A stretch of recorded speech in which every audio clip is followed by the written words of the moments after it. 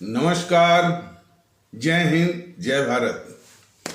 भारतीय अवाम ताकत दल अपने भारतीय भाई बहनों अर्थात अपने देश भारत की जनता अर्थात अपनी भारतीय अवाम से भारतीयता आधारित आपसी श्रद्धा, भारतीयता आधारित आपसी स्नेह, भारतीयता आधारित आपसी प्रेम, भारतीयता आधारित आपसी अखलाक मोहब्बत, भारतीयता आधारित आपसी सहयोग, भारतीयता आधारित आपसी सम्मान, भारतीयता आधारित आपसी एकता, भारतीयता आधारित आपसी भाईचारा तथा भारतीयता आधारित आपसी सद्भाव को समझने व इन्हें आत्मसात करके वैसा ही और उसी अनुसार आचरण एवं व्यवहार करने हेतु और इसके समस्त भारत में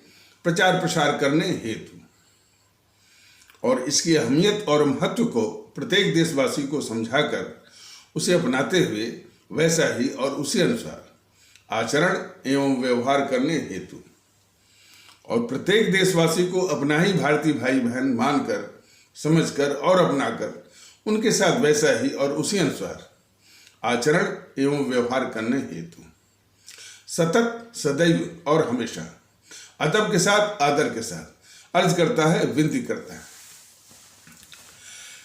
हमारे आदरणीय भारतीय भाई बहन अब देख रहे होंगे कि जहां हमारे आदरणीय भारतीय भाई बहनों और हमारे आदरणीय आवाम से कुछ कोनों से, कुछ तबकों से इस तरह की अनुभूति हो रही है, उनको ऐसा एहसास हो रहा है कि भारतीय अवाम ताकत दल का ये संघर्ष जो है 1857 की जो प्रथम आज़ादी की जो क्रांति थी उसके बाद उसी स्तर की का ये संघर्ष है। ये हमारे भारतीय भाई बहन भी ये महसूस करना शुरू कर दिए हैं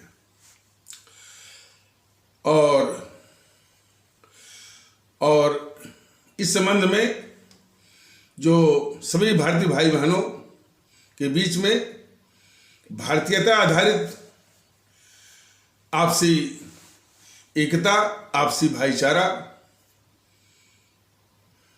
और आपसी सद्भाव, आपसी श्रद्धा, आपसी प्रेम, आपसी अखलाक मोहब्बत, आपसी सहयोग, आपसी सम्मान, सभी कुछ भारतीयता आधारित और फिर आपसी समझ और आपसी भरोसा, आपसी विश्वास और सबके ऊपर देशभक्ति, राष्ट्रभक्ति, मुल्क परस्ती, जनभक्ति, अवाम परस्ती,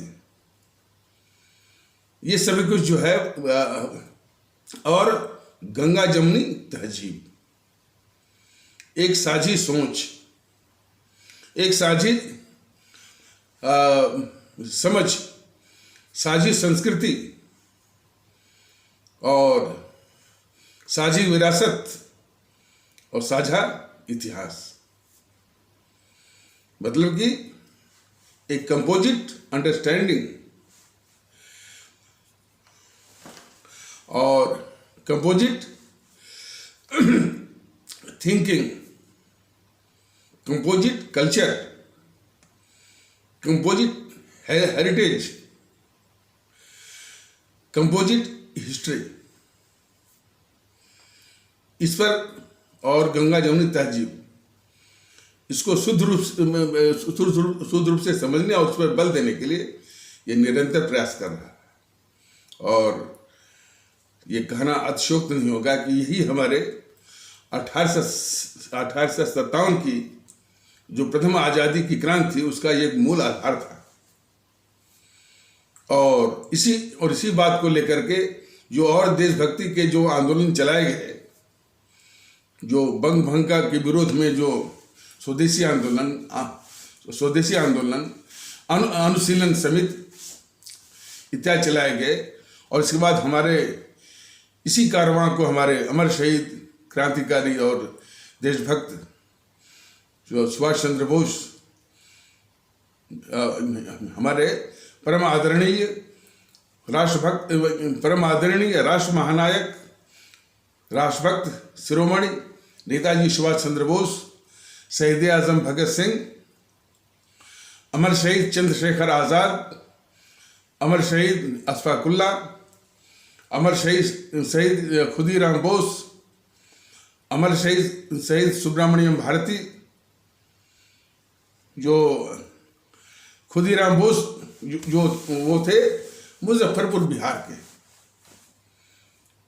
और उनका नाम अमर शहीदों में विशेष रूप से ये इसलिए उल्लेखनीय है कि सबसे कम उम्र में, शायद 20 वर्ष या 20 वर्ष से कम उम्र में वो फांसी के फंदे को चूमे थे और इस देश के लिए कुर्बान हुए थे। मुजफ्फरपुर बिहार के खुदीराम बोस जी, तो उनका नाम विशेष रूप से उल्लेखनीय है। और सुब्रमण्यम भारती हमारे तमिलनाडु से थे। और अमर शहीद श्रीमती रानी लक्ष्मीबाई, ये तो सभी जानते हैं कि झांसी की थी। अमर शहीद श्रीमती रानी चंद्रमा कर्नाटक की, और हमारी अमर शहीद श्रीमती रानी गडेलियो नागालैंड की।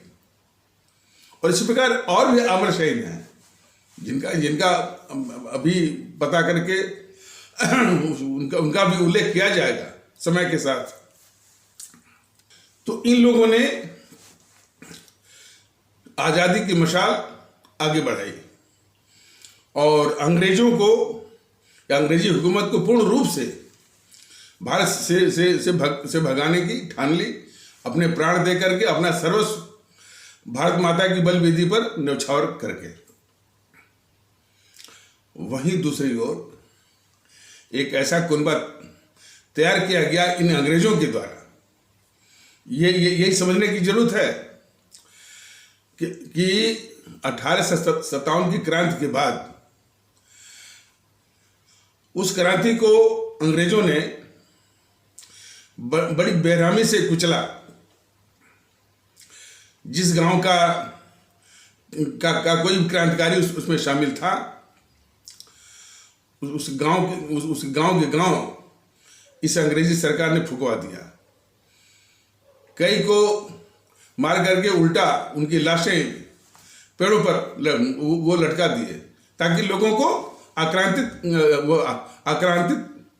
करने के लिए, उनको टेरराइज करने के लिए,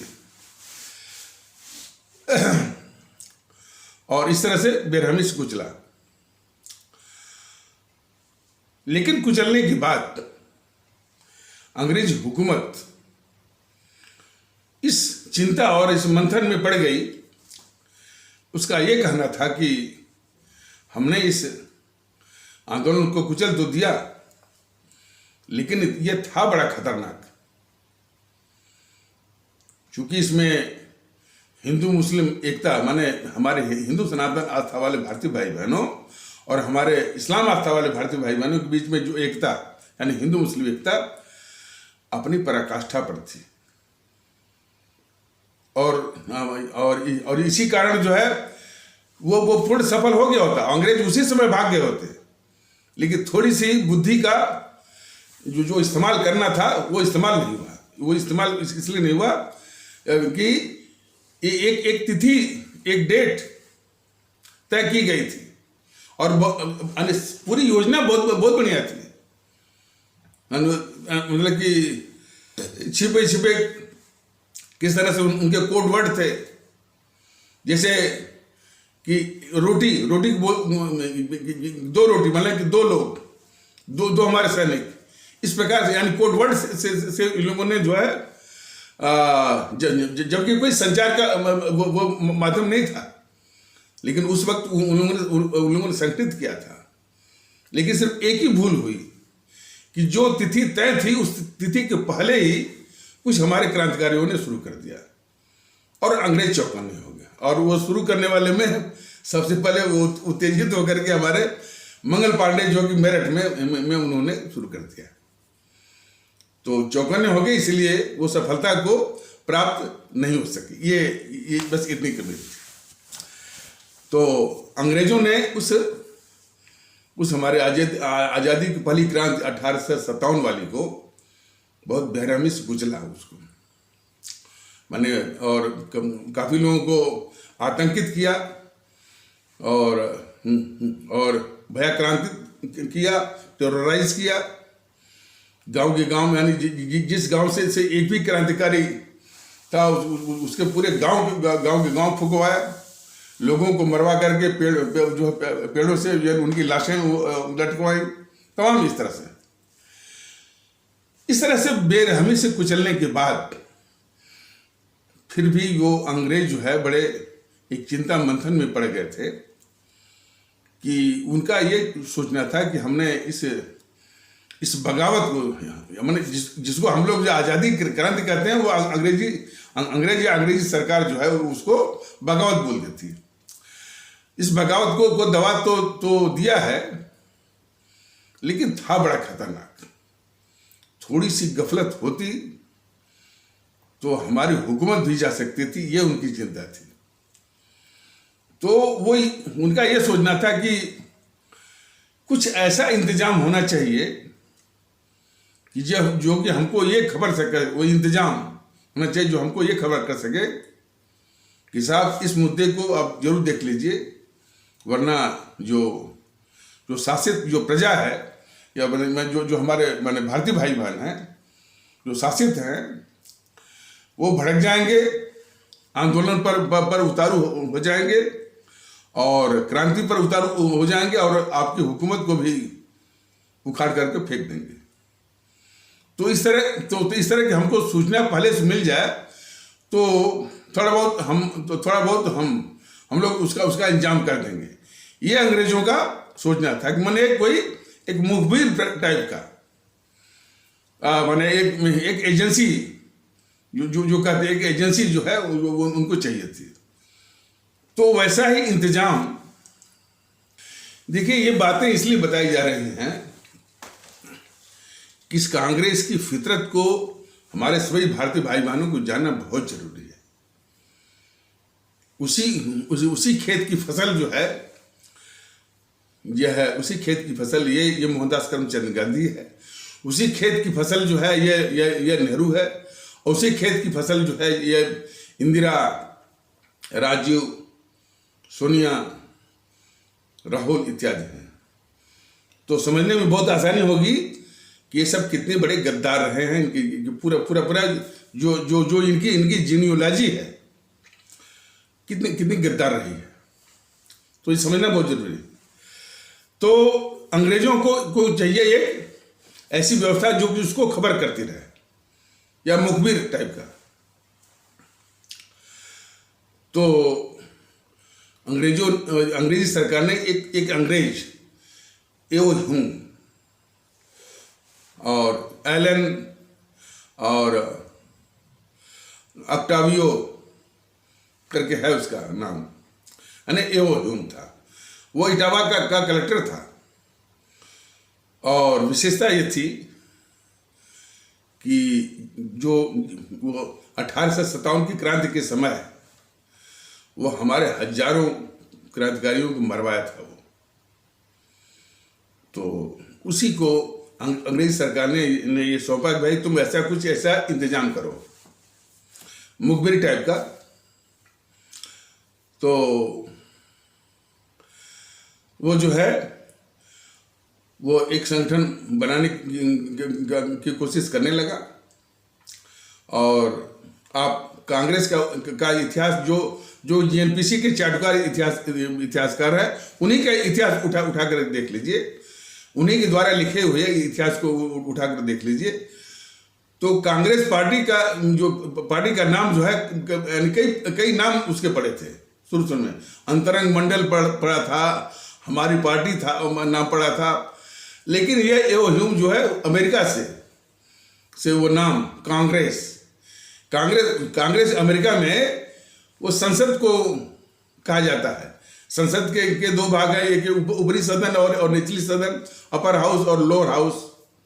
तो अपर हाउस सेनेट बोलते हैं और लोअर हाउस को हाउस ऑफ रिप्रेजेंटेटिव्स या प्रतिनिधि सभा, दोनों को मिलाकर के कांग्रेस जो जो अपने यहाँ सदन है, जो अपना सदन के दो भाग हैं हमारे भारत में, उच्च सदन और जो है और निचला सदन। उच्च सदन क्या है राज्यसभा, निचले सदन क्या लोकसभा।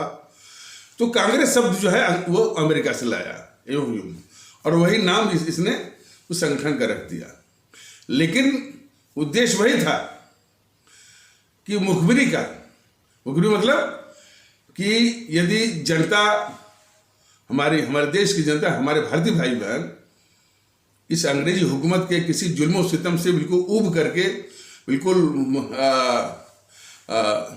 आंदोलन पर आमादा हो जाए और आंदोलन वो इतना उग्र हो जाए कि अंग्रेजी सरकार को उखाड़ फेंकने के लिए आमादा हो, तो उसकी पहले से खबर ये दे सके वो अंग्रेजी सरकार को। इस तरह का इंतजाम, इस तरह का मुखबिर। तो वे ये ह्यूम ने वो इस तरह की संस्था कांग्रेस नाम की 1885 में बनवाया।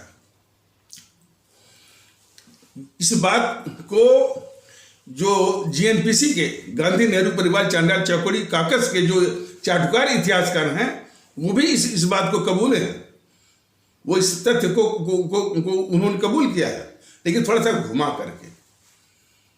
उन्होंने कहा कि कांग्रेस पर एक तोहमत लगता था, एक एलिगेशन, एक आरोप लगता था कि कांग्रेस जो है अंग्रेजी सरकार की सेफ्टी वाल्व थी। अब जरा देखिए, सेफ्टी वाल्व तो आजकल हमारी माताओं और बहनों के वो किचन में भी आ गया है। जो प्रेशर कुकर है उसमें भी सेफ्टी वाल्व होता है। लेकिन उस समय जिसमें की बात है, इसमें कांग्रेस बने 1885 के आसपास जो है, उसमें सेफ्टी वाल्व जो है वो किचन वगैरह में नहीं था। उसमें था वो रेलवे के जो स्टीम के इंजन, भाप के जो इंजन हुआ करते थे, उसके बॉयलर में, जिसमें भाप बनती थी, बॉयलर में सेफ्टी वाल्व हुआ करता था। तो सेफ्टी वाल्व चाहे रेलवे के स्टीम इंजन के बॉयलर का हो, चाहे हमारे इसमें जो किचन के प्रेशर कुकर का हो, सेफ्टी वाल्व का काम क्या होता है? सेफ्टी वाल्व का काम ये होता है, आप सभी लोग जानते होंगे, कि जब उस बर्तन में, चाहे बॉयलर हो चाहे आपका प्रेशर कुकर हो, उसमें दबाव इतना बढ़ जाए, इतना ज़्यादा हो जाए कि वो बर्तन को ही तोड़ने में या तोड़ सकने में के काबिल हो जाए, बर्तन ही फटने की स्थिति हो जाए, चाहे बॉयलर चाहे आपका वो प्रेशर कुकर। तो थोड़ा सा प्रेशर या स्टीम जो है वो निकाल देता है, चाहे बॉयलर से चाहे वो आपके प्रेशर कुकर से। और उस बर्तन को, चाहे प्रेशर कुकर हो चाहे बॉयलर को, उसको सुरक्षित रखता है, उसको महफूज रखता है। ठीक ही काम जब जनता के, हमारी जो जनता जो है अंग्रेजी शासन के अत्याचार से, उसको जुल्म सितम से ऊब करके अंग्रेजी सरकार को बिल्कुल उखाड़ फेंकने उखाड़ फेंकने की सीमा तक वो आमादा हो जाए, आंदोलन करने लगे, तो थोड़ा सा उसका गुस्सा जो है ये जो कांग्रेस नाम की संस्था थी, थोड़ा सा गुस्सा इधर उधर करके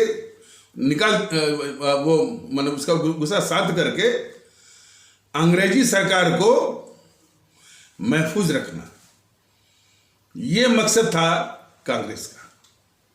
हमारे सभी भारतीय भाई बहन इस कांग्रेस के चरित्र को जरा समझे। सेफ्टी वाल्व और ये वो जो है कांग्रेस की जो है करतूत से भी बिल्कुल ये उसके सेफ्टी वाल्व वाला जो चरित्र है प्रमाणित होता है। इस मोहनदास करमचंद गांधी ने, जैसा कि सब दावा करते, 3 बड़े आंदोलन किया था। एक था असहयोग, नॉन कोऑपरेशन, या उसको कभी कभी खिलाफत आंदोलन भी कहते हैं, जो कि 1919 में 1919 ये 1919 से लेकर के 1922 तक चला था। और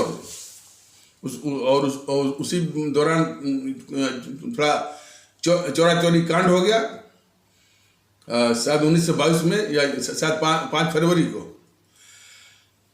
और उसी के बहाने मैंने इतनी मेहनत से खड़ा किया, मैंने हमारे देशवासियों और हमारे भारतीय भाई बहनों के द्वारा खड़ा किए गए जो है असहयोग आंदोलन या नॉन कोऑपरेशन आंदोलन को ये मोहनदास करमचंद गांधी बंद करा दिया और बहाना लिया चौरा कांड की।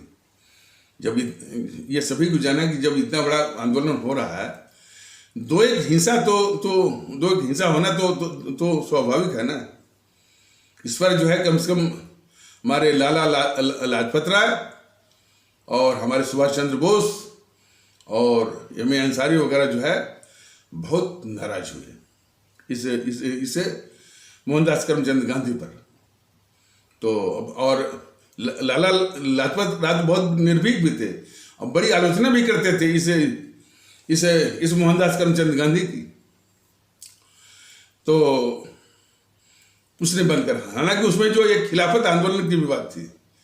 खिलाफत आंदोलन के विषय में मैंने बताया था कि हमारे इस्लाम आता वाले भारतीय भाई बहनों के तबके के कुछ कट्टरवादी सोच के रहते हैं।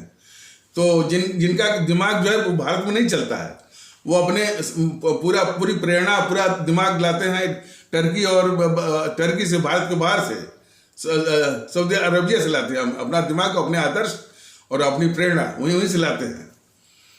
तो टर्की में जो है वो यानी जो क्रिश्चियन वर्सेस मुस्लिम का कोई झगड़ा था और वो वहाँ का जो एक खलीफा था तो उसको ये क्रिश्चियन लोग जो है, हालांकि क्रिश्चियन लोग टर्की में माइनॉरिटी में थे, तो वो जो है खलीफा मानने को तैयार नहीं थे, जो चूंकि शासन माइनॉरिटी में भी थे और शासन में भी थे, तो उनको खलीफा मानने के लिए वो तैयार नहीं थे क्रिश्चियन टर्की के।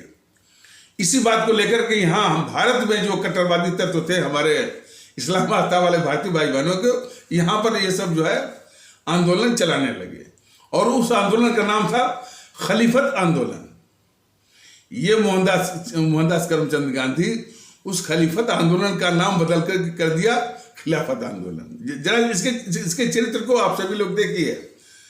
इस मोहनदास करमचंद गांधी का भारत विरोधी कितना खतरनाक इसका चरित्र था, इसको समझने की आवश्यकता है कि कट्टरवादियों के द्वारा चलाए गए इस भारत में, वो भी टर्की के खलीफा को लेकर के जो हमारे इस्लाम आस्था वाले भारतीय भाई बहनों के कट्टरवादी तत्वों के द्वारा चलाया गया जो आंदोलन था, माने खलीफत आंदोलन को, ये मोहनदास करमचंद गांधी उसका नाम बदल करके कर दिया खिलाफत आंदोलन। ये देखिए, और उसके लिए एक तो नाम बदला और उसी को राष्ट्रीय आंदोलन का नाम दे दिया, उसी को स्वतंत्रता संघर्ष का नाम दे दिया।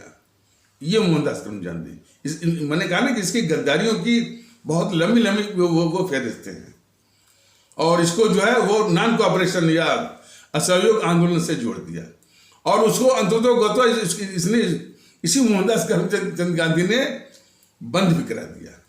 जिस पर जैसा कि मैंने अभी बताया है कि उस पर जो है हमारे पंजाब केसरी लाला लाजपत राय और सुभाष चंद्र बोस, एम ए अंसारी वगैरह जो है बहुत खफा हुए, बहुत नाराज हुए, बहुत दुखी हुए।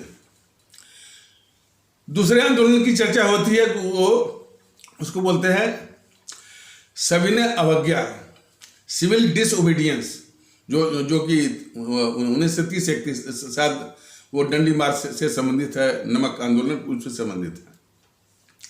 उसको भी ये इसी मोहनदास करमचंद गांधी ने बंद कराया और उसमें यानी क्या बहाना लिया कि उसको second round table conference, second RTC माने द्वितीय गोलमेज सभा इंग्लैंड में जो लंदन में होने वाली थी, उसमें भाग लेने जाना है। तो उसमें भाग लेने के लिए वो लॉर्ड इरविन से, जो कि लड़ तो नहीं करना चाहिए। मैंने जो इरविन जो वायसराय था, उससे मिलना जरूरी था। अब उससे मिलने के लिए माने इरविन से मिलने के बहाने पर कि भाई उसकी शर्त थी कि जब तक आंदोलन आप बंद नहीं करेंगे, एक बहाना बना करके कि उसको द्वितीय गोलमेज सभा, second round table conference, second RTC London में होने वाले में भाग लेने के लिए वायसराय इरविन से बात करनी है। वायसराय इरविन से बात करने के लिए बहाना बना करके वो जो है जो दूसरा आंदोलन था सविनय अवज्ञा, सिविल डिसोबीडियंस को भी बंद करा दिया इसने। देखिए कैसे कैसे बहाने लगा कर ये शुरू यही करता था। सविनय अवज्ञा जो है वो डंडी मार्च और नमक के आंदोलन से ही शुरू हुआ और एक बहाना बना करके इसने बंद करा दिया। और फिर उसने जो है जब सुभाष चंद्र बोस का जो है ये आज़ाद हिंद फौज की लोकप्रियता, सुभाष चंद्र बोस की लोकप्रियता जब अपने देश में बढ़ने लगी, तो उसका सामना करने के लिए जब इसका राजनीतिक कद और राजनीतिक लोकप्रियता घटने लगी, तो उसको फिर से रिवाइव करने के लिए, फिर से उसको पुनर्जीवित करने के लिए फिर ये भारत छोड़ो वाला आंदोलन और वो भी करो या मरो के साथ। लोग कहते हैं कि ये अहिंसा का पुजारी है, अकरा करो या मरो। तो खैर, और वो भी वो आंदोलन भी किसी तरह से वो फ्लॉप हो गया इन्हीं सब की जो है निष्क्रियता के कारण। तो तीन बड़े आंदोलन दिखाने के लिए तो हुए, और यही मोहनदास करमचंद गांधी के द्वारा तीनों आंदोलन जो है वो अपने मकसद, अपने मंजिल के पहुंचने के पहले ही उसको मौत दे दी गई इसी मोहनदास करमचंद गांधी के द्वारा। तो ये सेफ्टी वाल्व का सबसे बड़ा प्रमाण है कि ये कांग्रेस जो है अंग्रेजी हुकूमत के लिए एक बहुत एक मुकम्मल सेफ्टी वाल्व थी।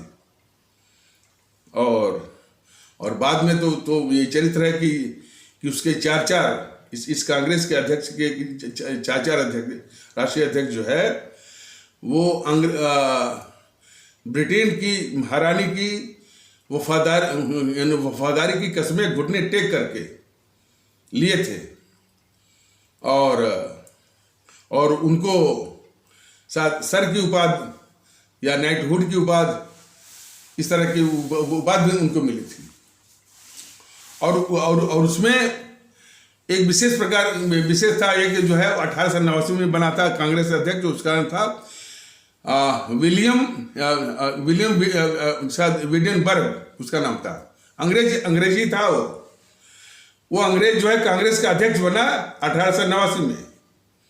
और इसके बाद अच्छा, उसमें कांग्रेस का अध्यक्ष बनते थे सिर्फ 1 साल के लिए। और शुरू में कांग्रेस जो है वो बोलते थे कि ये this is party of application and petition, माने एप्लीकेशन पिटिशन दिया करती थी। जो कुछ भी माने थोड़ा बहुत रेवड़ी मिल जाया करता था, वही रेवड़ी जो है वो बांट दिया करती थी कि हम देखिए हम आप लोगों के लिए क्या लाए हैं। तो ये था। और बाद में गांधी ने कहा नहीं, हाँ हम तो जन आंदोलन का नाम उसने दिया। जन आंदोलन को हर एक आंदोलन को इसने उस आंदोलन को अपने मकसद, अपने मंजिल पर पहुंचने के पहले ही जो है उस आंदोलन को इस मोहनदास करमचंद गांधी ने उसको मौत दे दिया। तो पूरी सेफ्टी वाल्व की भूमिका इसने निभाई, इस मोहनदास करमचंद गांधी ने। और उसके अलावा जो है जैसे कि मैंने बताया कि इसके कांग्रेस के चार अध्यक्ष जो है वो घुटने टेक करके इंग्लैंड की महारानी के प्रति वफादारी की कस्में खा करके जो है ये सर की उपाधि, नाइटहुड की उपाधि लिए थे। और उसी में एक कांग्रेस का अध्यक्ष था विलियम विडेनबर्ग जो कि 1889 में कांग्रेस का अध्यक्ष बना। और उसमें चूंकि कांग्रेस का अध्यक्ष एक ही साल के लिए बनते थे। और फिर इसके बाद वो चला गया इंग्लैंड, और वहां पर उसने इंग्लैंड का संसदीय चुनाव लड़ा। और वो ब्रिटेन का सांसद बन गया। और वो सांसद बन करके ब्रिटेन की जो महारानी थी विक्टोरिया, उसके सचिव बन गया। यानी वो अंग्रेजी सरकार का पक्का चमचा बन गया। और फिर आकर के 1910 में फिर आकर के जो है वो कांग्रेस का अध्यक्ष बन गया। 1889 में बना और फिर वो अंग्रेजी सरकार का पूरा चमचा बना और वही चमचा फिर आकर के कांग्रेस का अध्यक्ष बना 1910 में। कौन बना? विलियम विडेनबर्ग। ये कांग्रेस का चरित्र है, हमारे देश के लोगों को जानना चाहिए। और यदि कांग्रेस के चरित्र से हमारे देश के लोग जान जाएं तो इसी कांग्रेस से पैदा हुई है टीएमसी, और उसी के छत्र छाया में ये जो है समाजवादी पार्टी बनी है। उसी की छत्र छाया में जो है वो समाजवादी पार्टी बनी है, सभी पार्टियां बनी है। और इसी पार्टी में वो थे श्यामा प्रसाद मुखर्जी। श्यामा प्रसाद मुखर्जी इसी जवाहरलाल नेहरू की कैबिनेट में मंत्री थे वो। तो सारा चरित्र जो है इस बीजेपी का वो कांग्रेस से वो डायरेक्ट है, ऐसी बात नहीं है। इसीलिए ये सिर्फ नाम मात्र का विरोध होता है। इस समय जो बीजेपी नाम मात्र का विरोध करती है, पूरी की पूरी जो है ये बीजेपी जो है इस जीएनपीसी या इसका राहुल गांधी का, सोनिया गांधी का या प्रियंका गांधी का वो सेफ्टी वाल्व है। तो सेफ्टी वाल्व वाली जो भूमिका अभी भी है। तो ये बीजेपी के जो उद्गम स्थान है जनसंघ, तो जनसंघ के जो संस्थापक रहे हैं श्यामा प्रसाद मुखर्जी, वो नेहरू के मंत्रिमंडल में मंत्री थे। तो इसको भी समझना बहुत जरूरी है। जो भारतीय जनता दल बराबर बताता है ना कि किस प्रकार बीजेपी के, चाहे वो अटल बिहारी वाजपेयी हो, चाहे मोदी महोदय हो, चाहे बीजेपी वाले हो, किस तरह से इसे जीएनपीसी को बचाते हैं, उसकी रक्षा करते हैं, उसके पापों को ढकते हैं। उसकी जड़ में यही है कि उसका संस्थापक ही जो है, संस्थापक की उत्पत्ति ही जो है उसे जीएनपीसी की जड़ से हुआ है, यही कारण है। तो इसके चाचा अध्यक्ष जो है, और इसके बाद जो है और जैसा कि मैंने बताया कि इस जीएनपीसी का जो संस्थापक था यो यूं हमारे हजारों क्रांतिकारी, वो 1857 का हत्यारा था। और इस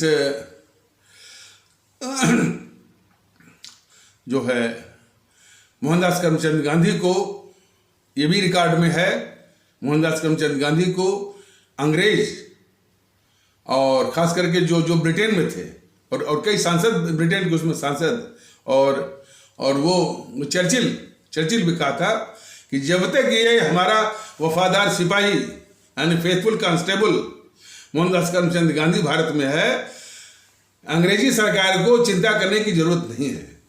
ये सीधा वक्तव्य था। इसलिए बताना जरूरी कि ये जो दम भरती है कि हम आजादी की लड़ाई लड़े, बिल्कुल नहीं। ये अंग्रेजी सरकार के शुद्ध रूप में, हालांकि वो शब्द कहने में थोड़ा सा मैंने मर्यादा की भी सीमा का उल्लंघन होता है कि शुद्ध रूप में दलाल और मुखबिर और चमचा थे, शुद्ध रूप में, दिखावे के रूप में कुछ भी हो। इसीलिए उसका सबसे बड़ा ये प्रमाण है कि जब यदा कदा जब कभी जेल में जाने की नौबत भी आती थी तो इनको दामादों जैसी जो सुविधा ये इन सबों को मिलती थी, मोहनदास करमचंद गांधी को और जवाहरलाल नेहरू को। वहीं पर हमारे इन क्रांतिकारियों को, चाहे चंद्रशेखर आजाद हो, चाहे अशफाकुल्लाह हो, चाहे हो, उनको कठिन यातनाएं, किसी को जो है वो अंडमान निकोबार वाली जो सेलुलर जेल वाली यानी कालकोठरी वाली यातना, यानी उनसे यानी वो कोल्हू, पेरवाना, तेल निकलवाना, खड़े रहना, एक ही कमरे में वो शौच है, पैरों में बेड़ी, हाथ में हथकड़ी, खड़े ही रहना वो 24 घंटा, इतनी यातनाओं के साथ। कौन? जो कि हमारे देश के लिए प्राण दे रहे थे, तो त्याग दे रहे थे, उनके लिए यातनाएं। और ये जो अंग्रेजों के मुखबिर और दलाल थे, चमचे थे, इनको यदि कभी जेल में जाने की भी बात आती थी तो इनको अंग्रेजी सरकार की ओर से दामादों जैसी सुविधा। तो हमारे देश के लोग बिल्कुल समझें कि ये इन्होंने आज़ादी की लड़ाई कभी नहीं लड़ी, ये अंग्रेजों के मुखबिर और दलाल रहे। अब जब सत्ता, जब अंग्रेज छोड़ने को मजबूर हुए, और उसमें भी एक अंग्रेज छोड़ने को मजबूर हुए, हमारे सुभाष चंद्र, हमारे परम आदरणीय राष्ट्र महानायक, राष्ट्रभक्त शिरोमणि नेताजी सुभाष चंद्र बोस और उनकी जो आज़ाद हिंद फौज में उनकी 60,000 जो है आज़ाद हिंद फौज थी, जिसमें कि भारत को आज़ाद कराने के लिए अंग्रेजी सेना से लड़ते हुए 26,000 सैनिक जो है शहीद हो गए थे। तो उन आज़ाद हिंद फौज की शहादत से प्रेरित होकर के अब अंग्रेजों की जो फौज थी, खास करके शुरुआत कहाँ से हुई? उसकी नौसेना से, नेवी से। तो अंग्रेजी सेना की जो नेवी है उसको बोलते थे रॉयल इंडियन नेवी, रिन। उसमें बगावत शुरू हो गई, और फिर सेना के जो दूसरे अंग थे उसमें भी बगावत के धुएं और बगावत के सुर जो है वो आने लगे थे। तो ये तथ्य जो है सिर्फ मैं नहीं कर रहा हूं, अब तो टीवी चैनलों पर भी आ गया है, टीवी चैनल। और इस बात को जो इंडियन इंडिपेंडेंस एक्ट जिसने पास करवाया, जो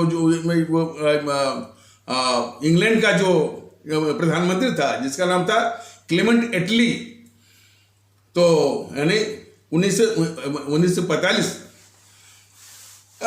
नहीं सॉरी 1947 में जो ब्रिटेन का प्रधानमंत्री था, जिसमें कि वो सत्ता का हस्तांतरण हुआ था और जिसको कि ये सब आज़ादी बोलते हैं, तो उसमें ब्रिटेन का प्रधानमंत्री था क्लेमेंट एटली।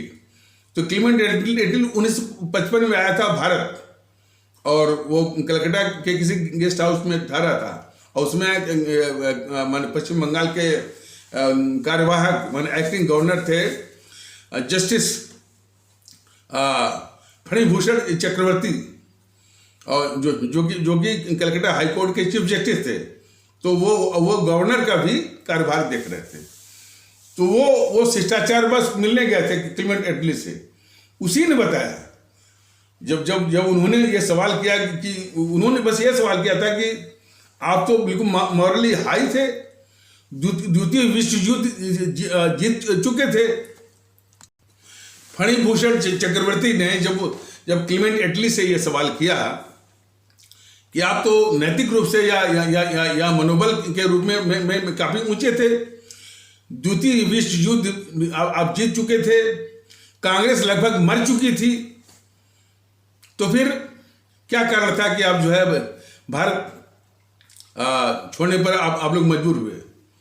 क्लेमेंट एटली ने साफ कहा कि यही सुभाष चंद्र बोस और उसके आजाद हिंद फौज। बात सही भी है। तो और ये बात सही है कि अंग्रेज इस देश में जो हुकूमत करते थे सेना के बल पर और पुलिस के बल पर, और दोनों में जब बगाव शुरू हो गई हमारे आजाद हिंद फौज के कुर्बानी शहादत से प्रेरित होकर के, तब वो अंग्रेज जो है और बगावत इस कदर जब शुरू हो गई थी कि वो अंग्रेज वहां पर बैठे बैठे इंग्लैंड में वो सशंकित हो गए कि यदि ये बगावत की आग बहुत फैल गई तो जो जितने भी अंग्रेज अफसर हैं, अंग्रेज कर्मचारी हैं और उनका जो परिवार है वो भी सुरक्षित नहीं बचेगा। तो इस तरह की बात है। तो क्लेमेंट एटली ने फणिभूषण चक्रवर्ती जो कि एक्टिंग गवर्नर थे पश्चिम बंगाल के, उनको बताया, और उन्होंने फणिभूषण चक्रवर्ती ने, एक्टिंग गवर्नर फणिभूषण चक्रवर्ती ने जब क्लीमेंट एटली से यह भी सवाल पूछा कि गांधी का क्या रोल था मैंने आप लोगों के जाने में, तो वो मैंने व्यंग्यात्मक मुस्कान यानी एक जो है सरकास्टिक स्माइल, जिसको अंग्रेजी का शब्द है राइल, WRYL, राइलिंग, यानी इसे मुस्कुरा कर उसने बोला मिनिमल, कम से कम कुछ नहीं। तो ये इसलिए बताना जरूरी है कि क्लीमेंट एटली जो खुद प्रधानमंत्री था जो है 1947 जिसमें कि सत्ता का हस्तांतरण हुआ, उसने बोला कि गांधी की भूमिका बिल्कुल नहीं थी अंग्रेजों को भगाने में, लेकिन ये सब जो है इतना झूठ बोले, इतना झूठ। मैंने कहा कि हमारे देश में इसको लेकर तमाम झूठ जो है हमारे जो भारतीय भाई बहन है या जनमानस के दिमाग में ठूसा हुआ है, और तमाम झूठ का दे दी हमें आजादी बिना खड्ग बिना ढाल। जरा देखिए, जिसकी कोई भूमिका नहीं है उसके विषय में सब कह रहे दे दी हमें आजादी बिना खड्ग बिना ढाल, साबरमती के संग तूने कल कर दिया कमाल। जबकि ये तथ्य यह है कि जो है अंग्रेज भागने को मजबूर हुए हमारे परमादरणीय राष्ट्र महानायक राजभक्त शिरोमणि नेताजी सुभाष चंद्र बोस और उनकी आजाद हिंद फौज के कारण। तो सिबत इस बात के कि जब ये सच्चाइयाँ जो है ये हकीकत ये यथार्थ हमारे आवाम के सामने रखे जा रहे हैं, तो ये सब कह रहे हैं। और मैंने कहा ना बीजेपी हमेशा साथ में है इस जीएनपीसी के। हमारे देश के लोग जरा भी भ्रमित न हो कि ये भारतीय जनता पार्टी और जीएनपीसी गांधी नेहरू परिवार चंद्रा चौकड़ी कागज से जो है दो हैं। ये प्रतीकात्मक इनका विरोध है। ये झूठ मूठ की बात होती है जो है वो टीवी चैनलों पर हमेशा जो है ये बीजेपी और बीजेपी के नेता चाहे अटल बिहारी वाजपेयी हो चाहे मोदी महोदय जो कोई भी हो चाहे लाल कृष्ण आडवाणी हो, हमेशा जीएनपीसी के नेताओं की रक्षा की है। इसका भी एक इतिहास है। तो उसी में तो ये देश को भी जानना जरूर है कि अंग्रेजों को यहाँ भारत छोड़ने पर मजबूर किया हमारे परम आदरणीय राष्ट्र महानायक और राष्ट्रभक्त शिरोमणि नेताजी सुभाष चंद्र बोस और उनकी आजाद हिंद फौज की कुर्बानी और शहादत के कारण। फिर भी जो है वही अब बता सच्चाई ये है। और फिर भी ये गाना पूरा चला जा रहा, गाना ही नहीं पूरी जो बच्चों की हमारे जो यानी स्कूल जाने वाले जो बच्चे हैं स्कूल के दर्जा 4-5 में वह नेहरू गांधी नेहरू गांधी नेहरू गांधी, गांधी राष्ट्रपिता और नेहरू चाचा, यानी एक बाप बन गया देश का, एक जो है देश का चाचा बन गया, जो कि हमारे देश के इतने खतरनाक गद्दार। यही बात जो है भारतीय जनता दल देश के सामने रख रहा है। इसमें थोड़ा सा हम और भी बता दें तो यानी आज़ादी की लड़ाई जो है हमारे इन्हीं अमर शहीदों ने लड़ी और इन सबों ने मुखबिरी दलाली वगैरह की। और जो 15 अगस्त 1947 को भी जो आप जो है जो नेशनल आर्काइव है जो हमारा राष्ट्रीय संग्रहालय है वहाँ रिकॉर्ड में है कि ये जो है वो फ्रीडम नहीं है, आज़ादी नहीं है, सत्ता का हस्तांतरण है, वो भी डोमिनियन स्टेटस के रूप में, आज़ादी बिल्कुल नहीं। और फिर वो भयंकर त्रासदी विभीषिका भारत के विभाजन का। तो ये सब जो ने इतने इस कदर के गद्दार थे कि सत्ता हथियाने के लिए इन मोहनदास करमचंद गांधी उसे अंग्रेजों के इशारे पर, अंग्रेजों के कहने पर, माउंटबेटन के कहने पर नेहरू को सत्ता दिलाने के लिए, कौन नेहरू जिसके पक्ष में एक भी कांग्रेसी नहीं था और इस देश के लोग नहीं थे, उसी को इस देश पर प्रधानमंत्री के रूप में बिठाने की साजिश के तहत इस गांधी ने माउंटबेटन और नेहरू से मिलकर के देश बांट दिया। फिर तो देखिए कि 25 से 30 लाख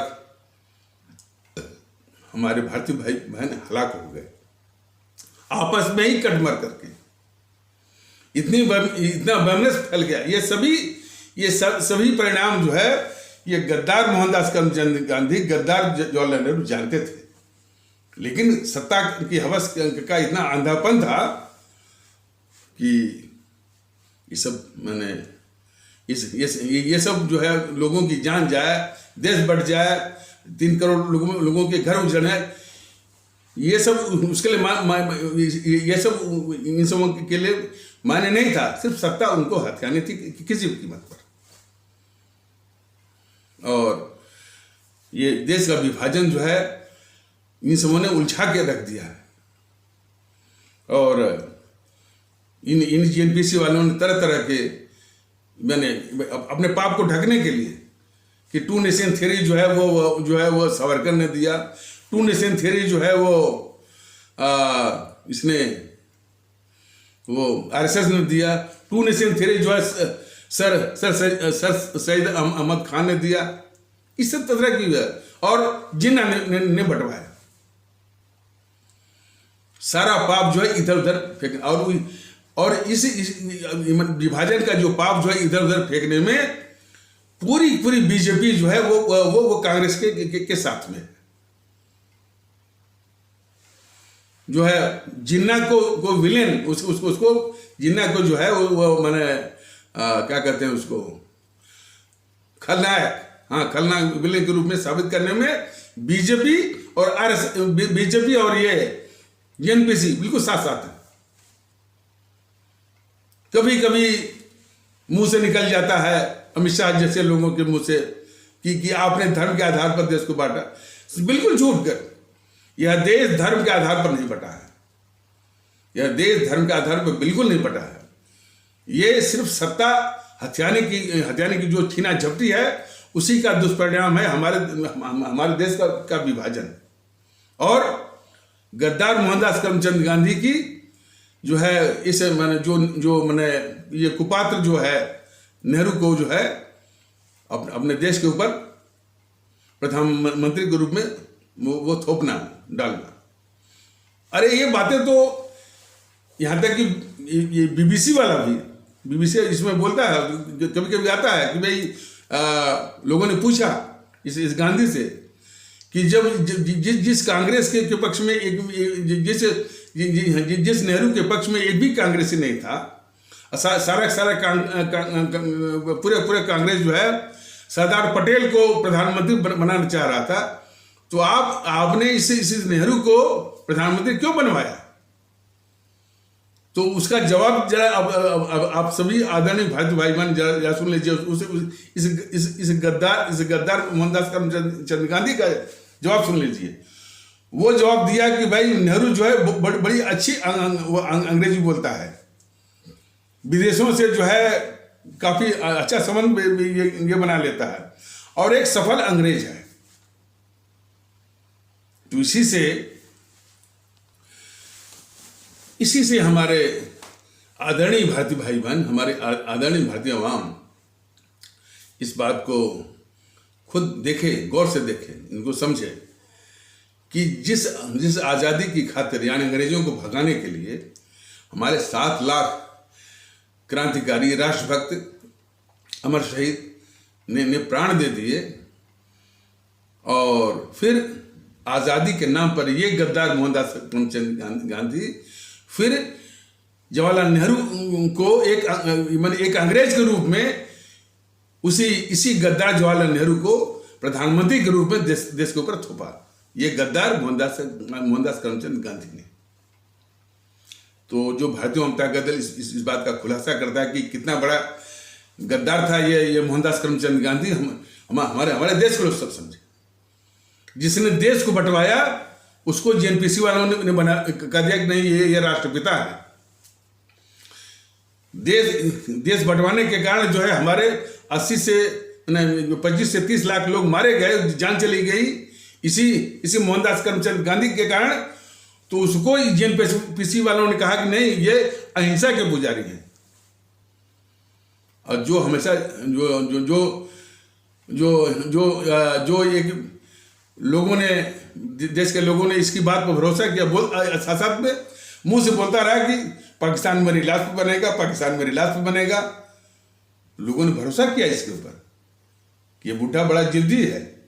जब ये कह रहा है कि पाकिस्तान में उसकी लाश बनेगा, तो वाकई ये पाकिस्तान नहीं बने देगा। लोगों ने पूरा भरोसा किया, विश्वास किया कि ये बुढ़ा जिद्दी है और ये आंदोलन करेगा, अभियान चलाएगा, धरने पर बैठ जाएगा, आमरण अनशन कर देगा, मर भी जाएगा, लेकिन पाकिस्तान बनने नहीं देगा। लेकिन लोगों को क्या मालूम, हमारे देश के लोगों को क्या मालूम कि ये बुढ़ा मुंह से तो बोल रहा है कि पाकिस्तान मेरी लाश पर बनेगा, और जमाने से बोल रहा था। जो है 1940 में जब पाकिस्तान बनने की घोषणा, मैंने पाकिस्तान की मांग की जब घोषणा हुई 1940 में, तभी से बोला, तभी से इसका ड्रामा चालू हो गया। पाकिस्तान मेरी लाश पर बनेगा, पाकिस्तान जब बने तो मेरे शरीर के 2 टुकड़े कर देना, इत्यादि इत्यादि। लेकिन क्या मालूम कि ये मुंह से बोल रहा है कि पाकिस्तान मेरी लाश बनेगा, लेकिन अंदर खाने ये पाकिस्तान बनाने या भारत विभाजन की साजिश का मुख्य आर्किटेक्ट या मुख्य कारण यही है। तो ये जो मोहनदास करमचंद गांधी ने हमारे देश के लोगों का भरोसा तोड़ा,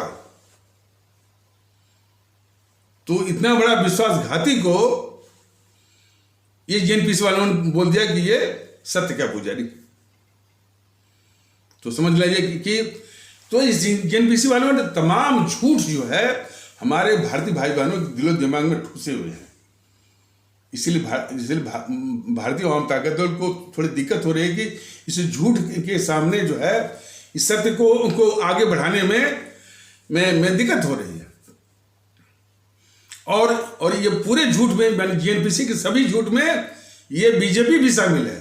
उसी झूठ को मोदी, बीजेपी वाले भी जो है इसी मोहनदास करमचंद गांधी को अभी भी राष्ट्रपिता फलाने उसके समाधि पर, हे राम वाले पर बच जाते रहते हैं।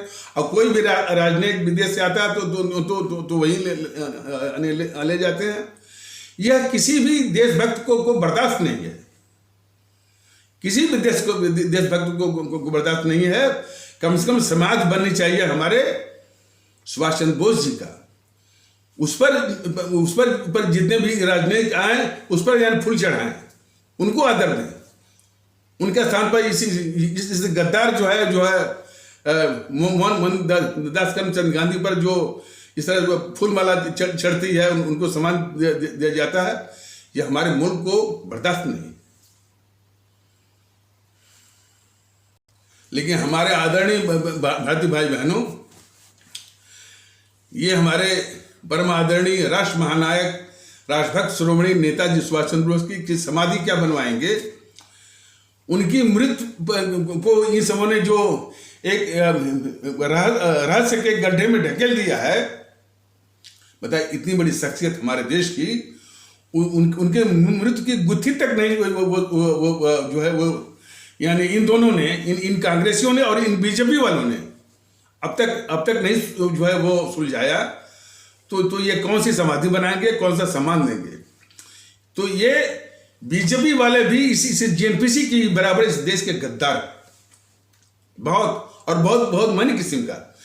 ये मोदी महोदय के विकास पर आप मत जाइए, बिल्कुल मत जाइए। विकास अंग्रेजों ने भी किया था, ऐसी बात नहीं है। जिसमें अंग्रेज आए थे तो इस देश में एक इंच जो है वो यानी रेलवे लाइनें थी, पूरा रेल तंत्र बिछाया पूरे देश में, पोस्टल नेटवर्क बिछाया इस देश में, टेलीग्राफ का नेटवर्क बिछाया इस देश में, और कई भवन बनाए। चेन्नई, मद्रास में बनाया, सूरत में बनाया, और जो है कलकत्ता में बनाया, और जो ये संसद भवन, राष्ट्रपति भवन, सब जो है वो अंग्रेजों का बनाया हुआ है। लेकिन अंग्रेज इस देश के हुए नहीं, वो इस देश के दुश्मन थे, इस देश के वो लुटेरे थे। तो मोदी जी के विकास पर मत जाइए, बीजेपी वालों की नियत जरा देखिए। उनकी नियत है सिर्फ देश के दुश्मनों को पालना।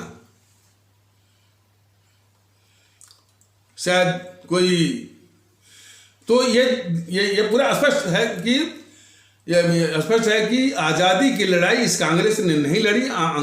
इस कांग्रेस ने अंग्रेजी सरकार की मुखबिरी, दलाली और चमचागिरी करी कि इसने किया। आज़ादी की लड़ाई हमारे सुभाष चंद्र बोस जैसे लोग और भगत सिंह जैसे लोग, चंद्रशेखर आजाद जैसे लोग, अशफाकुल्लाह जैसे लोग, इन लोगों ने लड़ाई की लड़ी और देश के लिए प्राण दिया। ये सच्चाई है। लेकिन उन्हीं को जीएनपीसी वालों ने दबा के रखा और देश के गद्दारों के मैंने मोहनदास करमचंद गांधी और जवाहरलाल नेहरू की गद्दारियों को छिपा करके इनकी एक झूठी महिमा मंडन का एक जहरीला वातावरण बनाया। और उस यानी वातावरण वो बनाने में जो है यानी जीएनपीसी के चाटुकार, वो इतिहासकारों का गिरोह, मीडिया का गिरोह, पत्रकारों का गिरोह। अब ये पत्रकार जो है, जैसे मान लें जिसको बोलते हैं लुटियन गैंग, इसमें आता है रवीश कुमार, अभिसार शर्मा, अजीत अंजुम और ये आशुतोष और जो है मुकेश कुमार, अशोक वानखेड़े और एनके सिंह, शीतल पी सिंह, आलोक जोशी, राजेश बादल, और फिर उसमें आता है शेखर गुप्ता, निधि राजदान, निधि कुलपति, संकेत उपाध्याय और अखिलेश शर्मा और वो न्यूज़ 24 वाला संदीप चौधरी, मानक गुप्त, शेखर गुप्त, बरखा दत्त, राजदीप सर देसाई, आरफा खानम, राणा आयुब, स्वरा भास्कर, सागरिका घोष और राहुल कंवल, उर्मिलेश, ओम थानवी, इन सबों का जो गिरोह है वो लुटियन गिरोह है पत्रकारों का। ये लुटियन पत्रकार जो है इतनी ये जो जीएनपीसी है, ये देश की बिल्कुल विभाजनकारी ताकत है। इस देश की लुटेरी भी है और हमारे देश को तार तार करने वाली, हमारे सारी संस्थाओं को बंधक बनाने वाली, और उसी के द्वारा लूटे हुए माल की बूटी पर ये जो है, ये जो भाट बन गए हैं, ये भाट बन गए जो लुटियन पत्रकार हैं। भाट जानते हैं ना कि शासक कैसा भी हो, कि कितना भी अत्याचारी हो, कितना भी वो जो अन्याय करने वाला हो, कितना भी वो आपराधिक वृत्ति का हो, लेकिन भाट जो है उसी की डफली बजाता है। तो ये एनपीसी जैसे इस देश देश को तोड़ने वाली, देश को लूटने वाली, देश के अभिशाप, देश के गद्दार उसी जीएनपीसी के ये भाट हैं जो अभी मैंने बताया। और उसी प्रकार बीजेपी के भी भाट हैं, प्रदीप सिंह, हरभजन त्रिपाठी और ये बीजेपी भी जो है उसी जीएनपीसी के रक्षक है। तो ये सब देश के क्या होंगे, ये सवाल ये है। तो वो जो इस तरह की जो भावना है हमारे आदरणीय भारतीय भाई बहनों जो उठ रही है, ये आज़ादी की दूसरी लड़ाई है, वास्तविक लड़ाई है।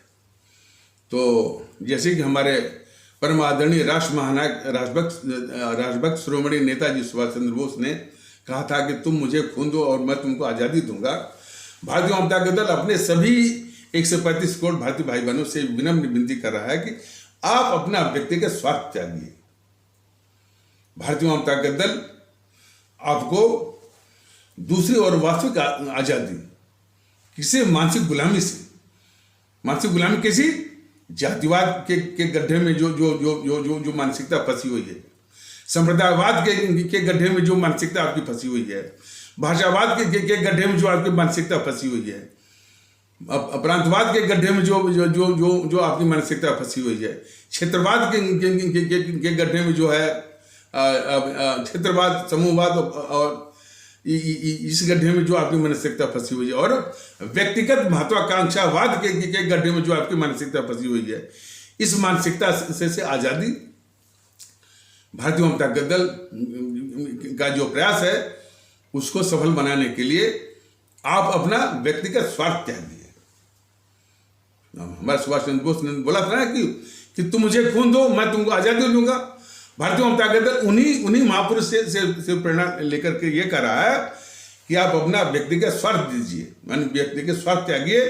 भारतीय जनता दल आपको दूसरी और वास्तविक आजादी दिलाएगा, और आपको जो है भारतीयता के आधार पर एक होकर के ईवीएम मशीन पर इन सारे देश विरोधी, सारे जो है वो सारे काले अंग्रेजों का जो है भारत की पावन धरती से विनाश करने के लिए उनको शून्य करना होगा। वहीं से हमारे आज़ादी, दूसरी और वास्तविक आज़ादी पाने की शुरुआत वहीं से होगी।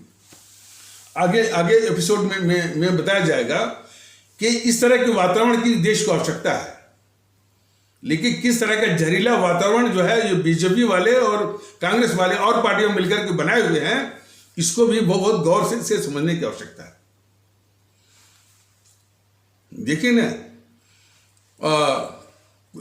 एक पत्रकार कह रहा था कि यूट्यूब वाले सर साबित करके दिखाएं कि कैसे बचा रहे हैं मोदी जी राहुल को।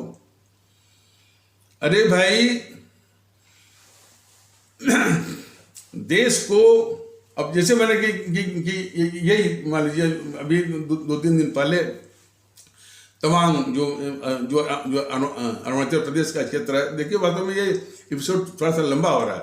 कल के एपिसोड में मैं विस्तार से मैं बताऊंगा कि कैसे जो है मैंने ये रक्षा कर रहे हैं मोदी जी। और उस विषय में बस यही कहना है कि प्रत्यक्षम किम प्रमाणम, तो जो प्रत्यक्ष है उसके लिए प्रमाण की